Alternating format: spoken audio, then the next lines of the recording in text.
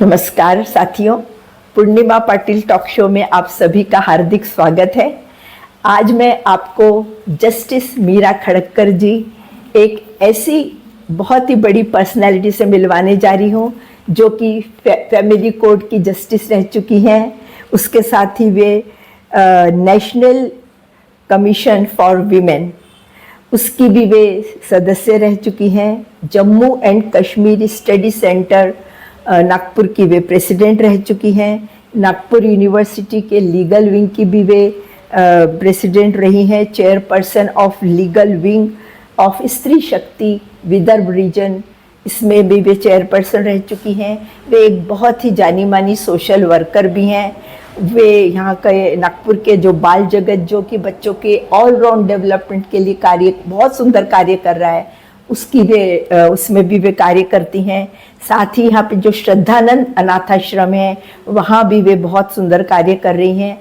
और भी कई ऑर्गेनाइजेशन हैं, सोशल ऑर्गेनाइजेशन, जिनके साथ वो कार्य कर रही हैं। उनके कार्य तो बहुत हैं, लेकिन शॉर्ट में मैंने आपको कुछ ये बातें बताई है, तो आज हम उनसे ही सुनेंगे कि फैमिली कोर्ट क्या होता है, उसमें कैसे जाया जा सकता है, कैसे समस्याएं सुलझती हैं। बहुत सारी ऐसी बहुत ही काम की बातें हैं जो हम सब ने सुननी चाहिए। तो आइए हम मिलते हैं मीरा खड़क्कर जी से।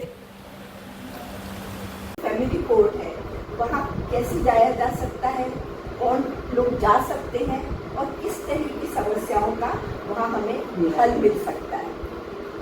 देखिए, फैमिली कोर्ट जो है, जिसे हम हिंदी में कौटुंबिक न्यायालय बोलते हैं, तो वहाँ पर पति और पत्नी, मतलब मैरिटल रिलेशन से जो कुछ भी प्रॉब्लम्स आती है वो उसमें मेंटेनेंस का भी आएगा, माने ओल्ड पेरेंट्स के मेंटेनेंस का आएगा, बच्चों के मेंटेनेंस का आएगा, उनके कस्टडी का प्रश्न आएगा और उनकी एजुकेशन का क्वेश्चन आएगा।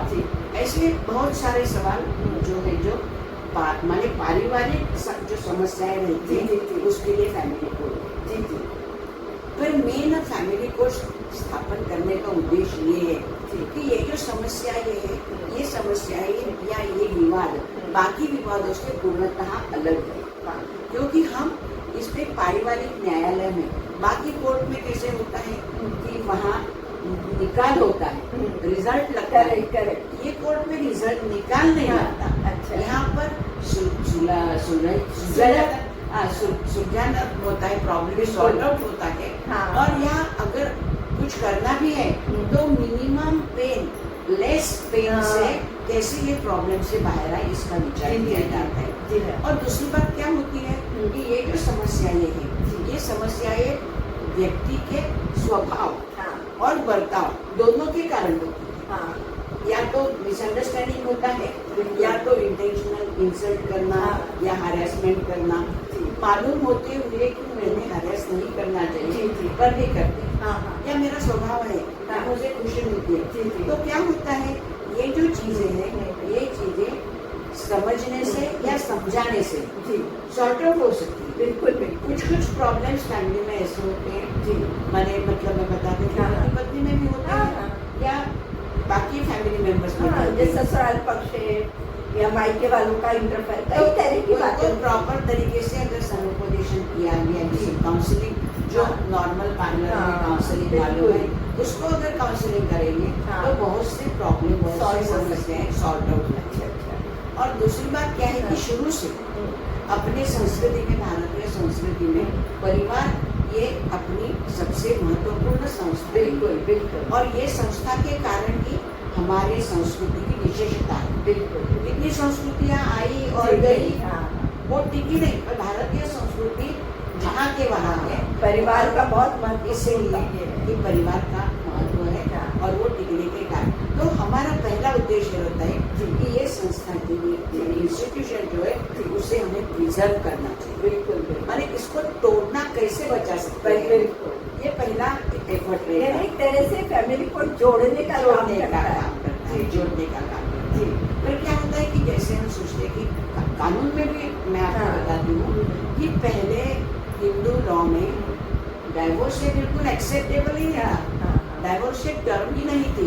फिर क्या हो गया सोशल चेंजेस देखे।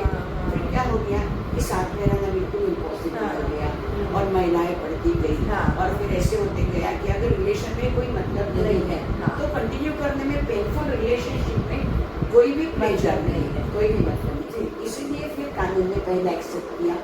जब एक्सेप्ट किया तब पहला जो 1955 में जो कानून बना तब ऐसा था कि मैरिज के बाद 3 साल डाइवोर्स पिटीशन फाइल नहीं कर सकते। पहले का फिर धीरे धीरे वो तब तो ये नहीं ऐसी समस्या थी कि डाइवोर्स लेने की इच्छा है तो भी सालों last divorce should be last. तो शादी के बाद 3 साल कुछ भी नहीं कर सकते थे। अभी वो पीरियड कम होके अभी वो 1 साल तक आया है। शादी के 1 साल तक आप डाइवोर्स के लिए मूव नहीं कर सकते, पर इन एक्स्ट्रा ऑर्डिनरी हार्डशिप आप मूव कर सकते हैं। क्योंकि ये भी परिस्थिति है कि समाज में ऐसी परिस्थिति हो सकती है कि साथ में नहीं रह सकते तो हमें अलग होना है और वो दोनों के दृष्टि से या समाज की दृष्टि से उनका अलग होना ही ठीक है। ये इसीलिए डाइवोर्स के कंसेप्ट ये एक्सेप्ट किए। तो उसमें भी फिर क्या है कि ये डिसीजन जो लेते हैं वो जल्दबाजी में लेते हैं, विदाउट सोचे समझे लेते हैं। ये आगे के जो कुछ भी परिणाम होने वाले हैं उसका विचार न करते हुए लिया जाता है, इसका भी विचार होता है। अच्छा। और उसीलिए पहले से कानून में अपने प्रोविजन है कि जब डाइवोर्स की केस आती है अच्छा तो it is the duty of the जज to see whether there is an reconciliation. Reconciliation की पॉसिबिलिटी है क्या अपने चेंबर में बुला के पक्षकारों को क्लाइंट से बात करना, मैंने सही समस्या क्या है, मैंने ये समस्या सही में सॉर्ट आउट होने वाली है या इनको डाइवोर्स के सिवा कुछ नहीं है। करेक्ट नहीं, बहुत अच्छा है यानी ये देखा जाता है। तो अभी वो होते अभी जज से अभी काउंसिलर्स की अपॉइंटमेंट फैमिली कोर्ट में। अच्छा। तो जब पहले केस कोर्ट में दाखिल होती है तो कोर्ट दाखिल होने के पहले उसको काउंसिलर्स के पास। अच्छा। और आजकल तो ऐसे हो गया है कि प्री लिटिगेशन काउंसलिंग भी शुरू हो गया है। अच्छा। प्री लिटिगेशन काउंसलिंग भी शुरू हो गया है। और मैं आपको एक बताती हूँ कि लिटिगेशन काउंसलिंग जो होता है उससे आगे बढ़कर हम अभी यहाँ तक आए हैं कि हमने जब सोचा कि प्रॉब्लम जो क्रिएट होते हैं उसके कारण क्या है, हमें अगर वो प्रॉब्लम सॉर्ट आउट करना है तो उसके कारण हमें ढूंढना पड़ेगा। और इसके लिए रिसर्च किया गया और उसके ऊपर जो हमें रीजंस मिले हैं उसमें से एक ऐसा है कि इसमें अगर हम शादी के पहले काउंसलिंग करते हैं पति या पत्नी को या उनके घर वालों को उनकी जिम्मेदारी, उनके बदलते हुए रोल बदलने के बाद उनका विचार कैसे रहना चाहिए, व्यवहार कैसे रहना चाहिए, इसके लिए प्री मैरिज काउंसलिंग भी आजकल शुरू हो गई। और इसमें आपको मैं बताऊं, मुझे बहुत अच्छा लगता है कि हमारे राष्ट्रीय महिला आयोग ने, जिसके हमारी विजया ताई अध्यक्ष है, उन्होंने इसका एक पूरा मॉड्यूल तैयार किया है स्टडी का।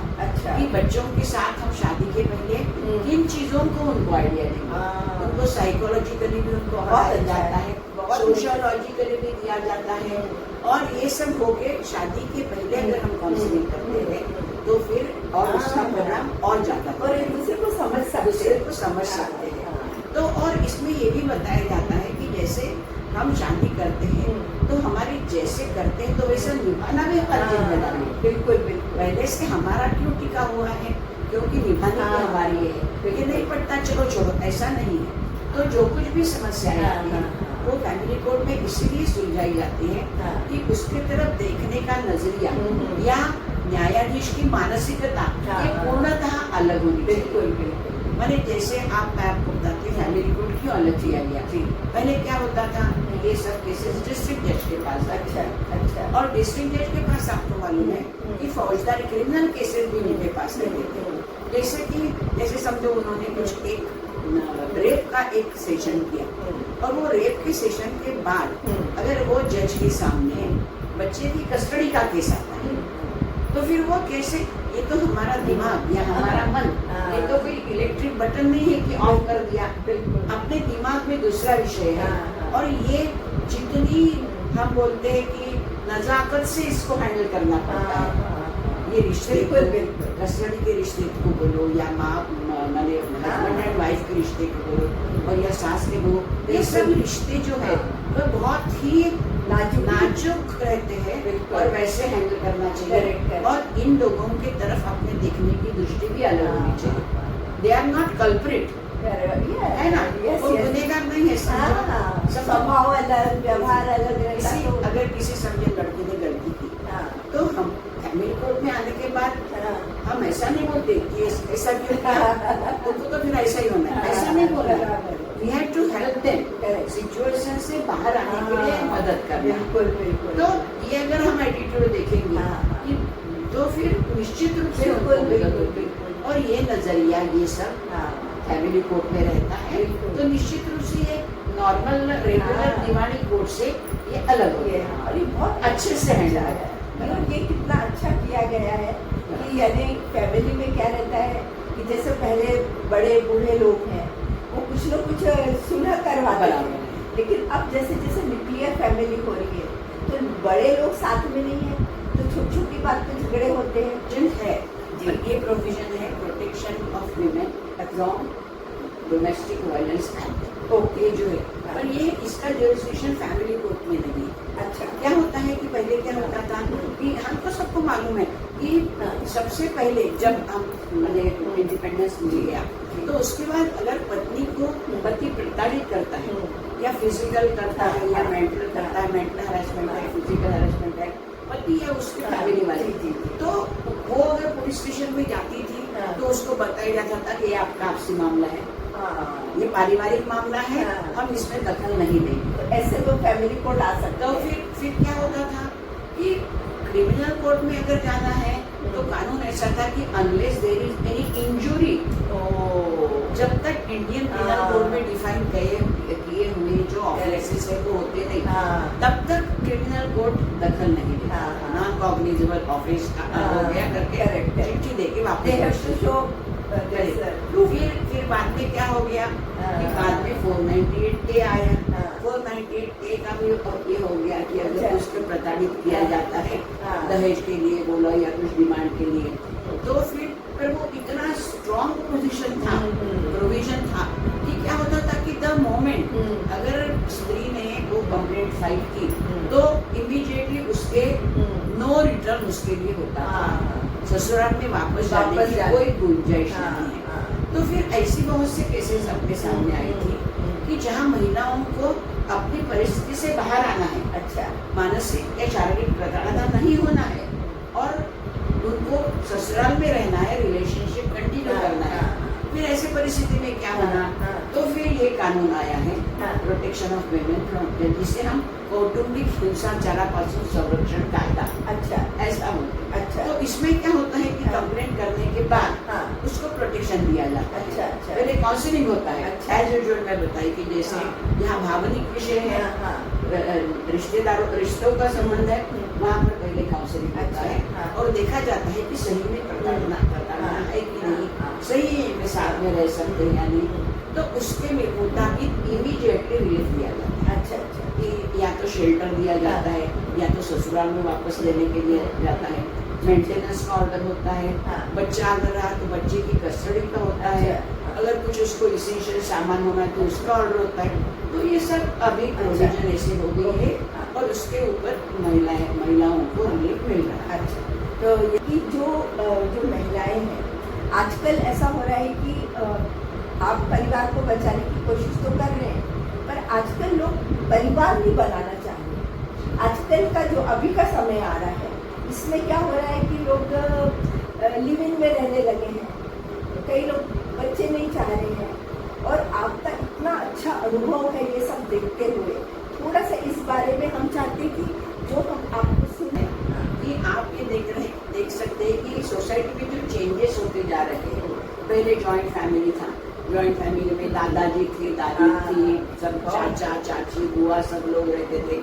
घर में कुछ थोड़ी भी रिलेशनशिप में इधर उधर हो गया तो इमीडिएटली पता चलता था, उनको समझाया जाता था और उनके सामने भी रोल मॉडल थे ना, रोल मॉडल और एक अपनी फैमिली का, अपने रिश्तेदारों का और समाज का डर था। और उन्हें क्या था, एडजस्टमेंट की आदत थी।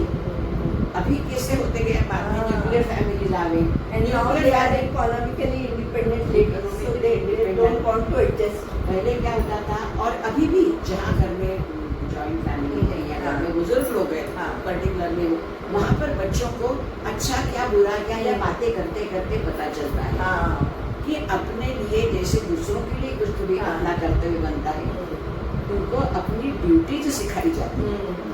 कर्तव्य के बदले ड्यूटीज, मेरी ड्यूटी क्या है, मैंने क्या करना चाहिए, और ये समझने से क्या होता है उनको मेरे माँ के प्रति कर्तव्य क्या है, मेरे पिताजी के प्रति कर्तव्य क्या है, ये सब मालूम होने से उसको व्यक्तिमत्व उनका अलग रहता है। और अभी जो हो गया जैसे आपने राइटली बताया कि इंडिपेंडेंट है, इकोनॉमिकली इंडिपेंडेंट है। इकोनॉमिकली तो मैं बताती हूँ पर ये बहुत ही मेरे ख्याल से डेंजर सिग्नल है। बिल्कुल, क्योंकि क्या है कि इकोनॉमिकल इंडिपेंडेंस है, इकोनॉमिकल इंडिपेंडेंस होने के कारण क्या हो गया, आजकल तो यहाँ तक आए हैं कि तुम्हारा खर्चा तुम करो, मेरा खर्चा मैं करूँगा, अपना करो। और ये सबसे दुख की बात है। जब मेरे तरफ पहली बार ऐसे कपल आया था और उन्होंने बताया कि हम ऐसा करते हैं, तो मैंने फिर उनको सवाल पूछा कि सहजीवन किसे कहते हैं? अगर ये हम खुद का करते रहेंगे तो सहजीवन में तो दोनों का साथ में होना चाहिए। बिल्कुल। अभी तो बहुत बार ऐसा भी होता है कि खर्चा एक व्यक्ति करेगा और बाहर का या सेविंग बोलो या इन्वेस्टमेंट बोलो वो दूसरी देती है, दोनों मिलके करते हैं। पहले कभी इसके बारे में सवाल नहीं आता था, पर आजकल ये इंडिपेंडेंस की वजह से मेरा इन्वेस्टमेंट कितना, तुम्हारा इन्वेस्टमेंट कितना, ये फर्क पड़ता है। तो इसके कारण क्या होता है कि अपना पैसा अपन यू आर फ्री, कुछ भी कर सकते हैं, कहीं भी जा सकते हैं, मैंने भविष्य की चिंता नहीं। और भविष्य में दूसरा जैसे हम बोलते हैं कि आपने जो दूसरा विषय किया मीटिंग्स, नो किड्स, ये क्यों आत्म केंद्रित व्यक्तिमत्व, मैं सिर्फ मेरा ही सोचूंगी, मैं समाज का नहीं सोचूंगी, मैं राष्ट्र का नहीं सोचूंगी या सोचूंगा, ये विचार होने के कारण। और इतना करके मैं बताती हूँ, इतनी मैंने बुरा लगता है अपने को कि कमाई लाखों करोड़ों रुपए हो। बिल्कुल, पैसा तो बहुत कमाए, पैसे का क्या करना ये सवाल है। पर मेरे मन में ये नहीं आता कि मैं 4 बच्चे देखती हूँ जाते हुए जिनके यूनिफॉर्म फटे हुए हैं, उनके लिए थोड़ा मैं कुछ करूँ। बिल्कुल, पर ये जो मानसिकता बदल रही है इसके लिए बहुत दुख होता है। कुछ है ऐसे, मैं बताती हूँ कि कुछ आईटी फील्ड में ऐसे लोग हैं कि जो समाज के लिए करते हैं। मैं देखती हूँ अपने यहाँ भी ऐसे ग्रुप्स हैं जो आश्रम में जाते हैं, बच्चों को पढ़ाते हैं, उनके लिए कुछ करते हैं, उनको पिकनिक को ले जाते हैं, ऐसे भी है। तो ये लोग अपने लिए आशा का किरण है। बिल्कुल, कि सभी लोग ऐसे नहीं है, अच्छे भी हैं कि जिनकी वजह से अपन आगे जा सकते हैं। अवेयरनेस प्रोग्राम लेना और जैसे कॉलेज में जाकर और जहाँ पे लोग जॉब कर रहे हैं यंगस्टर्स, ऐसे ये सब चीज़ों को अवेयरनेस प्रोग्राम वगैरह हो रहे हैं, अवेयरनेस प्रोग्राम हो रहे हैं और उसकी बहुत ज़रूरत है। क्योंकि क्या है, अगर परिवार की जो भावना है एक दूसरे के लिए, हमारे लिए मन में करुणा होती है, प्रेम भाव होता है, वात्सल्य होता है, ये सब होने से फर्क पड़ता है। तो अगर हमने ऐसा जो सब प्रयास कर रहे हैं, उन्हें ये सोचा है कि सबसे पहले सभी लोगों को परिवार का महत्व मालूम होना चाहिए। और ये परिवार का महत्व कैसे महसूस होता है, आप देखिए, आप अगर मेडिकल कॉलेज में जाएंगे, कहीं भी मतलब जहाँ पर मेंटल हॉस्पिटल में जाएंगे, वहाँ पर कोर्ट में भी जाएंगे, फैमिली कोर्ट में मैं देखती थी कि 60 साल की लेडी के साथ उसके 80 इयर्स फादर उसके साथ आते थे। अच्छा, परिवार में मेडिकल कॉलेज में भी आप देखो, गाँव से भी लोग आते हैं, तो एक व्यक्ति के साथ और 3-4 लोग आते हैं। ये एक दूसरे के लिए करने का जो भावना है, वो भावना अगर हम परिवार में एक साथ रहते हैं, एक दूसरे के लिए भावना रहना, न्यूक्लियर होने के कारण क्या है, हम बोलते हैं कि परिवार में दूर रहने से प्यार रहता है, पर जो प्यार है वो प्यार हमें वृद्धिंगत करने के लिए प्रयास करते हैं। जैसे कि मैं आपको उदाहरण देती हूँ, आपको लगेगा, पर मेरे यहाँ मेरा संयुक्त परिवार था, घर में हमारे 15-20 लोग थे और घर में 9 बच्चे थे। तो 9 बच्चों के मेरे पतिदेव ने बताया था कि किसी का भी घर में जन्मदिन रहे, हम सब लोग साथ में खाना खाएं। कुछ भी खाओ, घर में कुछ बने स्वीट डिश बनाना चाहिए या 5 स्टार ऐसे बनतो, ऐसी बात नहीं है। सबने साथ में रहना चाहिए, सबने साथ में खाना चाहिए।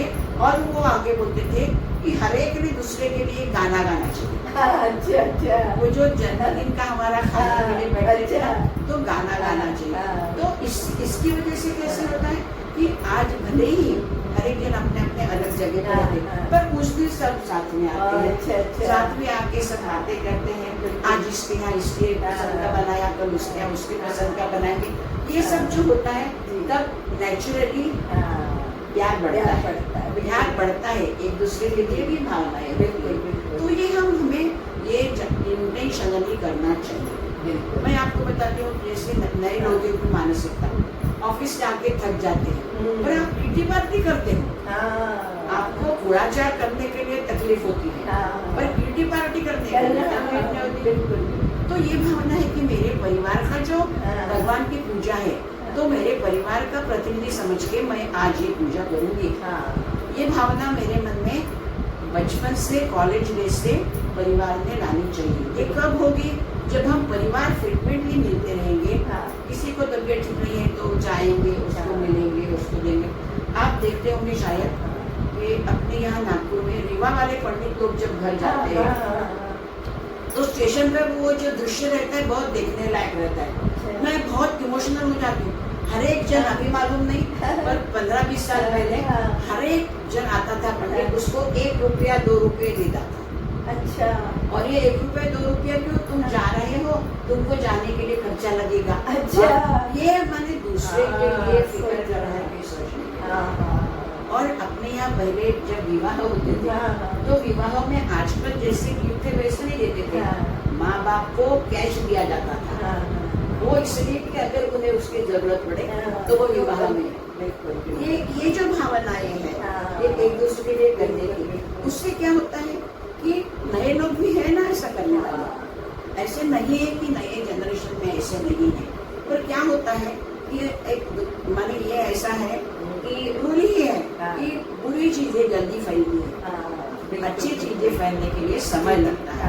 पर उसका अगर इम्पोर्टेंस, महत्व अगर पड़ गया बच्चों को, तो बच्चे भी अच्छे से बिहेव। आजकल भी हम देखते हैं ना, अच्छा करने वाले, हेल्प करने वाले भी बच्चे हैं। तो वो जो भावना है समाज में या परिवार में, वो भावना हमें बढ़ाना है। बच्चों को परिवार का महत्व बताना है, बच्चों को माँ बाप के कष्ट का भी महत्व बताना है। आप देखिए ना कि घर में माँ पिताजी जो बच्चों को सिखाते हैं। अब मैं तो आपसे बहुत बड़ी हूँ। मेरे समय में ऐसा था कि हम लोगों को चप्पल नहीं मिलती थी पहनने के लिए। एक ही चप्पल सब लोग मिलके पहनते थे। बाद में ऐसा हो गया कि चप्पल एक चप्पल हर एक को मिल रही है। आज एक को 4-4, 5-5 चप्पल है। बिल्कुल। तो ये सब कमी है। पर इसमें क्या होता था कि हमारे समय अगर माँ पिताजी ने कुछ हमको सिर्फ त्योहार के समय नए कपड़े मिलते थे, दिवाली के समय नए, तो माँ पिताजी ने लेके दिया तो हमें बहुत उसका मैंने ये होता था पेरेंट्स के प्रति वो बहुत इतना करके हमारे लिए देते। बाद में एक ऐसा हुआ कि बच्चे पूछते, जैसे मेरे बच्चे कि अपने जमीन का मैंने अपने बजट में आएगा क्या, ऐसा सोचने वाले बच्चे थे। पर आजकल के जो बच्चे हैं सभी है ऐसा डिमांडिंग, पर वो डिमांडिंग है, पर उन्हें जो कुछ भी मिलता है उसके लिए उनको ग्रेटिट्यूड नहीं है। बिल्कुल, मैंने ग्रेटिट्यूड नहीं है और they take it for granted that it is their duty. क्या किया होगा?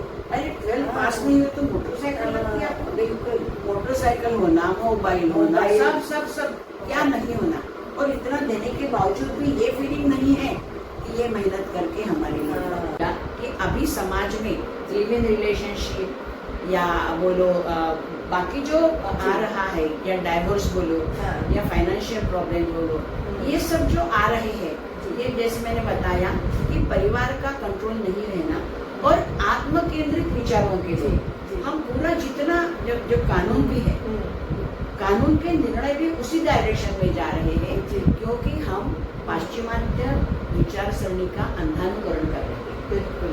हम ये भूलते हैं। मैं अभी सभी नौजवानों को अपील करूंगी कि आप ये नहीं भूलना कि हमारी संस्कृति, हमारे संस्कार यह कर्तव्यों पर आधारित है। ड्यूटी बेस्ड समाज है हमारा, जबकि पाश्चिमात्य समाज ये राइट बेस्ड है। हमारे यहाँ पितृ धर्म, मातृ धर्म, सब बंधु धर्म, सभी धर्म है हमारे, कर्तव्य है।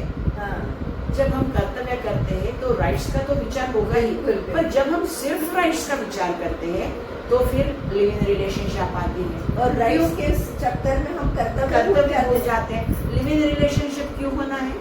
क्योंकि हमें किसी का करना नहीं है। ना हमें सास का करना है, ना ससुर का करना है, ना बच्चों को, क्यों नहीं किसी को, मैंने किसी बच्चे को बड़ा करना, ये भी हम नहीं चाहते।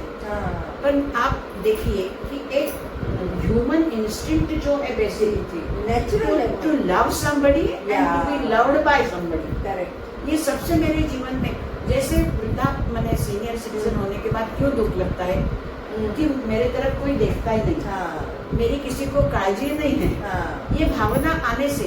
पर अगर उसका अगर कोई हल सोचता है तो अच्छा लगता है।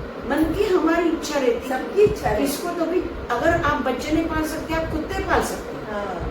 उसके लिए मेरा कुछ कहना नहीं है, पर मेरा सिर्फ इतना ही कहना है कि हमारा जीवन यह कर्तव्यों पर आधारित रहना चाहिए।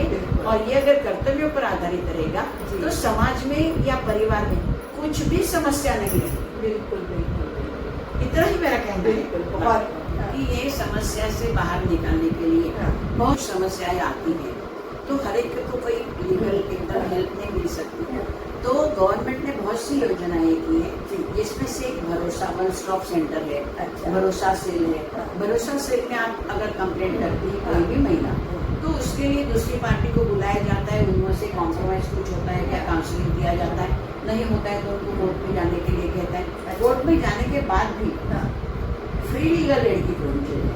ओके, गवर्नमेंट की तरफ से सरकारी कोर्ट में ऐसे सेंटर है कि जहाँ जाके आप अगर मिलोगे तो आपको मुफ्त बने सलाह भी मिलेगी और वकील भी मिलेगा। दोनों बातें आपको मिल सकती हैं। तो ये सब आपको मैंने आजकल आसान हो गया है। इसलिए कि महिलाओं का अगर केस करना है तो बहुत से केसेस में गवर्नमेंट ने महिलाओं के लिए कोर्ट फी भी माफ की। अच्छा, मैंने सिर्फ वकील का खर्चा करना पड़ेगा, बाकी खर्चा करने की जरूरत नहीं है। तो ये सब बातें प्रोविजन। भरोसा से को कांटेक्ट कैसे करें? भरोसा से पुलिस स्टेशन के मार्फत। अच्छा, पुलिस स्टेशन में पूछ सकते हैं, या सोशल मीडिया में भी, या अपने गूगल पे भी, या वन स्टॉप सेंटर जो है। अगर घर से रातों रात निकाल दिया तो क्या करेंगे? तो वन स्टॉप सेंटर है, immediately she can go and take shelter there. One stop centre government का है। अच्छा, ये पाटनकर स्क्वायर के उधर है। और वहाँ पर एनजीओ एक काम करती है, वहाँ साइकोलॉजिस्ट रहते हैं, मेडिकल डॉक्टर्स रहते हैं, या और बाकी सभी हेल्प उनको मिलती है, खाने के लिए, रहने के लिए। 6-8 दिन वहाँ तक रह सकते हैं। बाद में उसकी कोई भी दूसरी व्यवस्था की। अच्छा, तो अच्छा, और ये जैसे ये व्यवस्था तो होगी, पर बच्चों का जैसे ये भी रहता है कि ये बच्चा वो फादर रखेगा, मदर रखेगी, वो झगड़े भी चलते हैं, वो भी हो जाता है इसमें। काउंसलिंग में ज्यादातर होता है, पर कभी कभी कुछ मामले ऐसे रहते हैं कि जिसमें बच्चे की कस्टडी कोई लेना नहीं होता, सिर्फ दूसरे को तकलीफ देना। अच्छा, क्योंकि मालूम है ना कि उसका वो वीक पॉइंट है। बेटा, हस्बैंड का बोलो, पिताजी का बोलो, या माता जी का बोलो, वो वीक पॉइंट है। तो दोनों पार्टीज कॉम्प्रोमाइज करने के लिए उसके ऊपर तैयार रहना चाहिए। भले ही वो मन में तैयार हो, they have prepared their mind कि हम बच्चा तंग करते हैं, पर भी तंग करेंगे, हम मेंटेनेंस कम देंगे, यहाँ पे नहीं करेंगे, या वो ऐसे करते हैं। पर वो नॉर्मली क्या है कि मैंने रूल ऐसा है कि मैंने अगर ब्रेस्ट फीडिंग है बच्चे का, तो उसको तो माँ के पास ही रहता है। और ये तो यूनिवर्सली एडमिटेड फैक्ट है कि माँ ये पहली गुरु है। बच्चे का जब कस्टडी का सवाल आता है तो best interest of the child. अच्छा, बच्चे के इंटरेस्ट में अच्छा जो है, जहाँ रहना है वहाँ पे रहने के लिए कोर्ट मंजूरी देगा। तो उसमें सबसे पहले माँ और पिताजी दोनों रहते हैं। गार्डियन में फिर जब बच्चा थोड़ा बड़ा होता है, समझो 5-6 साल का, तो 5-6 साल का होने के बाद भी माँ के पास ही ज्यादा उसका डेवलपमेंट होगा। फिर बाद में जब बच्चा बड़ा होता है 12, 13, 14 साल का, तो फिर जैसे बाकी भी फैक्टर्स ध्यान में लिए जाते हैं, बाकी फैक्टर्स में फाइनेंशियल नहीं रहेगा। हाँ, क्योंकि बहुत से केसेस में क्या होता है कि माँ तो फाइनेंशियली इनकेपेबल ही रहती है, उसके पास इतना नहीं रहता, पर वो समय में पिताजी की ये ड्यूटी रहती है कि अपने बच्चे के लिए प्रोविजन करें, मेंटेनेंस की, एजुकेशन के खर्चे की या बाकी सब प्रोविजन करें। तो फाइनेंशियल छोड़ के संस्कार कहाँ होते हैं, इमोशनल कहाँ होंगे, यहाँ अपना एक रिलीजियस टीचिंग कहाँ होगा, सब मॉरल एजुकेशन कहाँ होगा, अभ्यास कौन कर लेगा, स्टडी कौन करा लेगा, एक्स्ट्रा करिकुलर एक्टिविटीज कौन करेगा, इनको हेल्प कौन है घर में। जैसे माँ बच्चे की डेवलपमेंट के लिए कौन है घर में और दूसरा देखने वाला, क्या वो तैयार है, क्या वो करते हैं, ये सभी बातें देख के सिर्फ रिलेशनशिप ही इम्पोर्टेंट है। कभी कभी कुछ केस में तो ऐसा हो गया है कि माँ पिताजी होने के बावजूद ग्रैंड पेरेंट्स को कस्टडी दी है। ओके। और आजकल ऐसे भी माँ पिताजी निकले कि हमें कस्टडी नहीं होना मिलता। ओके। अब विश्वास नहीं कर सकते, ऐसी इतनी मानसिकता ऐसे होता है कि माँ ऐसे कैसे करेगी। और मैं बताती हूँ पूर्णिमा जी, और एक बात है कि जैसे हम बाहर केसेस देखने के लिए जाते हैं ना, तो पूरा सभी निगेटिव दिखता है। जैसे आप देखो कि यंग जनरेशन में जो आजकल हम सिया का देखते हैं, वो दूसरी और देखते हैं, सब ये निगेटिव बातें, पत्नी ने पति को मार दिया सब, पर ये निगेटिव बातें देख के हमें कुछ भी नहीं मिलेगा। मैं आज यंग पीढ़ी को अगर ब्लेम करती जाऊँ तो ब्लेम करते जाऊँगी, पर हमें उससे कुछ भी मिलने वाला नहीं है। We want to correct the situation. I want to see कि समाज में वो फैमिली परिवार अच्छे से रहे और वो समाज के लिए कुछ करे। तो ये देखने के लिए हमें तो उसमें से पॉजिटिव जो है वो उनको बताना हमारा कर्तव्य है, और जो पॉजिटिव करते हैं उनको और एनकरेज करना जरूरी है। और वर्क प्लेस के बारे में भी बताइए कि वर्क प्लेस पर भी कई बार बहुत तरह की तकलीफें होती है। तो इसके लिए मतलब क्या करना चाहिए? उसके लिए कानून है। कानून ऐसा बना है कि 1992 से ये मैंने शुरू हो गया है, ये क्या बोलते हैं हम इसको, लड़ाई शुरू हो गई है कि महिलाएं पहले काम नहीं करती थी, और काम भी करती थी तो लिमिटेड क्षेत्र में करती थी, सभी जगह महिलाएं नहीं थी, और वो काम उनके लिए ठीक था। पर आजकल ऐसी परिस्थिति हुई कि सभी क्षेत्र में महिलाएं जाती हैं, और सभी क्षेत्र में जाने के कारण और बहुत से क्षेत्र में हम देखते हैं कि महिलाओं का प्रमाण बहुत बढ़ रहा है, और वो अच्छी भी बात है, और हम उसी तरफ जाना चाहते हैं, इंक्लूडिंग हम मैंने राजकीय क्षेत्र में भी महिलाओं को आगे जाना चाहिए। तो जब महिलाएं आगे जाती है तो उन्हें वहाँ सम्मानपूर्ण ट्रीटमेंट मिलनी चाहिए, और she should work in most congenial and comfortable atmosphere. उसको काम करते वक्त एकदम डर नहीं लगना चाहिए, डर के साये में उसने नहीं रहना चाहिए। इसीलिए ये तो कर्तव्य किसका है कि जो उनके एम्प्लॉयर है, जो कोई भी वो ऑफिस का हेड है, उसका कर्तव्य है कि पूरे ऑफिस में वो एटमॉस्फेयर रहना चाहिए। जैसे मैं बताती हूँ कि हम इक्वालिटी बोलते हैं, पर भी स्टिल इन 2026 में भी we are unable to come out of gender. Correct. अगर कोई माने जेंडर के बाहर हम आ ही नहीं सकते, हमारी मानसिकता जब इतनी शुद्ध नहीं होगी तब तक ये होना कठिन है। और इसीलिए हमारा विचार ये है कि जब हम काम करते हैं तो एक स्त्री और एक पुरुष करके नहीं, दोनों भी सेम रहना चाहिए, दोनों ने एक दूसरे के साथ फ्रीली बात करना चाहिए, फ्रीली अच्छे से बात करना चाहिए। और ये जो मानसिकता है ये कि हर एक चीज में ये आजकल बहुत बड़ी, उसके लिए बहुत सी कारण है कि हर एक everything goes up to sex. हम देखते हैं ना ये सभी जो चीजें है वो ये प्रकरण ज्यादा होने के कारण बढ़ रहा है। और माने एक्स्ट्रा मैरिटल रिलेशनशिप होती है, प्री मैरिज रिलेशनशिप होती है, सभी माने क्या होता है कि एक बार 2-3 लड़कों के साथ रिलेशनशिप रहती है, ये सब विकृतियां हैं। हाँ, और ये विकृतियां जो है ये हमें कम करना है। हाँ, और जब हम ये माने पुरुष और स्त्री ये क्रम से बाहर नहीं आएंगे हाँ, तब तक ये बराबर। पहले ऐसे होता था कि पुरुष को माने ऐसा वकील भाई ऐसा होता है, पर आजकल वकील ही है, दोनों भी वकील ही रहेंगे, दोनों भी डॉक्टर ही रहेंगे, दोनों टीचर। ऐसा जब रहेगा, ऐसी मानसिकता होगा, नॉमेनक्लेचर नहीं सिर्फ, जब ये मानसिकता बनेगी।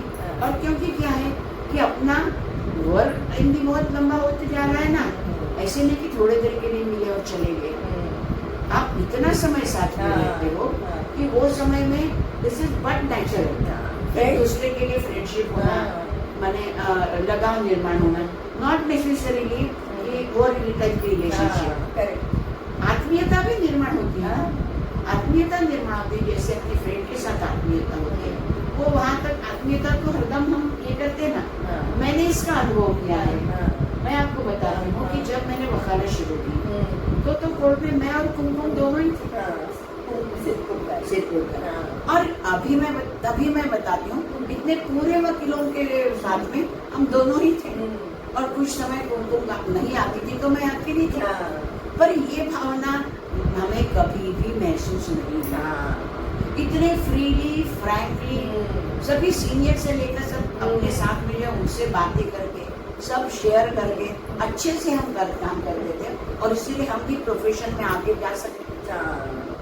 ये मन में कोई भी ऐसा नहीं था कि ऐसा है। लेकिन तभी मैं ये पूछना चाहती हूँ कि यदि किसी लेडी के साथ कोई ऐसा कुछ गलत हो रहा है जो कि वो नहीं चाह रही है, परंतु कई बार उनको फोर्स किया जाता है कि ये करना पड़ेगा, ये काम, कई तरह की तकलीफें उनको काम करने के दौरान हो सकती है, तो ऐसे वक्त पर वो कहीं जाके अपनी शिकायत एकदम कहाँ कर सकती, जहाँ वो उसका वर्क प्लेस है ना, वो इंस्टीट्यूशन में एक कमेटी, ये जो कानून आया है protection of women from sexual harassment at work place, तो वर्क प्लेस में एक कमेटी, हर एक जहाँ पर 10 से ज़्यादा महिलाओं की संख्या है वहाँ पर एक कमेटी रहती है।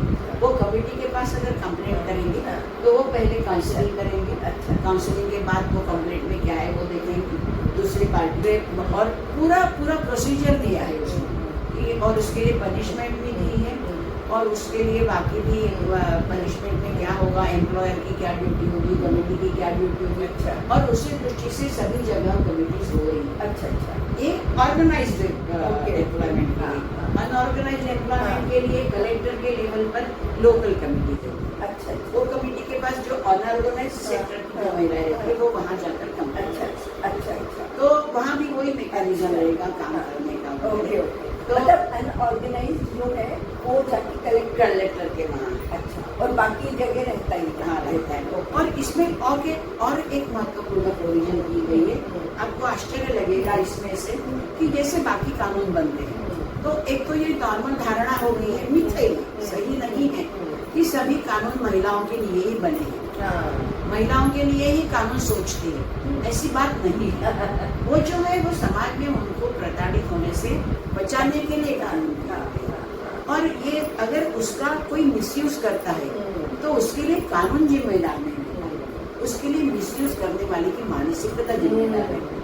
जैसे 498A के बारे में एक मिथ पसरा था, उसमें क्या होता था कि अगर किसी महिला को कुछ थोड़ी सी तकलीफ हो गई तो उसके घर के जो मामा रहते थे, चाचा रहते थे, देख लूंगा, कोर्ट में बुलाता हूँ, दिखाता हूँ, और फिर वो उनका जो ईगो है उसके लिए वो भले सही कंप्लेंट करे या झूठ कंप्लेंट करे, या उसमें एक हुआ है तो 10 लिखेंगे, ये सब बातें होती। पर ये जो कानून है, और इसी के लिए मैंने दुर्भाग्यवश माननीय सुप्रीम कोर्ट ने ये ऑब्जर्वेशन किया था कि 498A के एक डिवीजन का मिसयूज हो रहा है। और पुरुषों को उसके लिए तकलीफ हो रही है। और अभी तो हम क्या सोचते हैं कि कोई भी कानून बनाएंगे तो वो जेंडर न्यूट्रल होना चाहिए, किसी एक माने पुरुष या स्त्री के लिए बेनिफिशियल नहीं रहेगा, उसके प्रोविजन से दोनों के लिए दोनों समान के लिए। रहना चाहिए। हाँ, तो ताई यहाँ पर फिर ये बताइए कि पुरुषों को भी ऐसी तकलीफें महिलाओं द्वारा हो रही हैं? हो रही है ना, अच्छा। तकलीफें हो रही है महिलाओं द्वारा, हाँ। तो उसके लिए भी रिड्रेस हो अच्छा, सकता है ना। हाँ। तो पर क्या है कि मैंने जैसे घोटने के लिए पत्नी कर सकती है, वैसा पति भी कर सकता है। हाँ, हाँ। विभीषण, ऐसी कोई बात हाँ। नहीं। यहाँ तक कि मेंटेनेंस भी पति पत्नी के खिलाफ मेंटेनेंस की केस करता है। हाँ। अगर पति कमाता नहीं है हाँ, हाँ। तो वो पत्नी से मेंटेनेंस हाँ, मांग सकता है। मान सकते। तो ये जेंडर न्यूट्रल कानून होने के कारण अभी ये अच्छा। वर्कप्लेस के जो सेक्शन हैरेसमेंट का है हाँ। उसमें ये प्रोविजन दी गई है कि अगर ultimately if the committee finds that the report और कंप्लेंट इज फॉल्स, तो स्त्री को कंप्लेनेंट को पनिशमेंट होगी।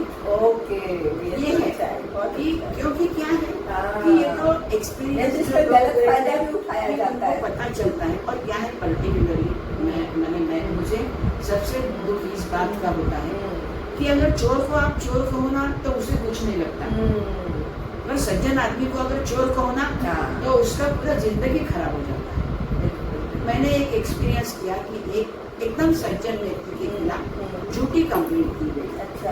और वो झूठी कंप्लेंट में वो आगे रोए और वो बोले कि मैं बच्चों को मुंह नहीं दिखा सकता।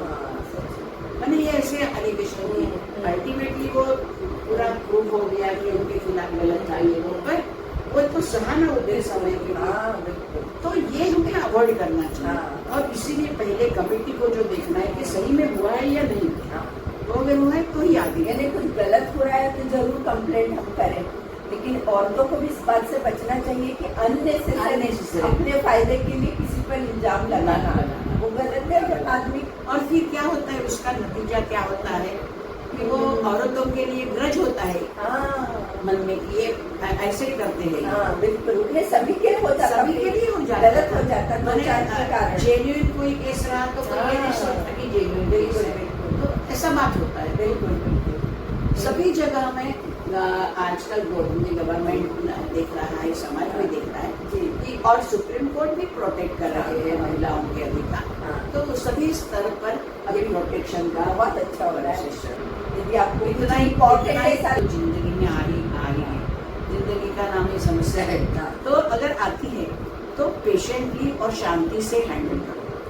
कोई भी पैनिकी होके हैंडल होने से नहीं होता, और प्यार से सुलझाने से आमने सामने बैठकर किसी बड़ों का सलाह लेकर दोनों लोगों को जो अपनी को जो व्यक्ति चलती है उनको बीच में लेकर प्रॉब्लम सॉल्व करना। अगर साथ में रह सकते हैं तो साथ में रहो, अगर साथ में रहना बिल्कुल ही नामुमकिन है तो अच्छे तरीके से फ्रेंडली मूड में प्यार से सेपरेट होकर आगे की जिंदगी दोनों की अच्छी होनी चाहिए, बच्चों की भी जिंदगी अच्छी होनी चाहिए।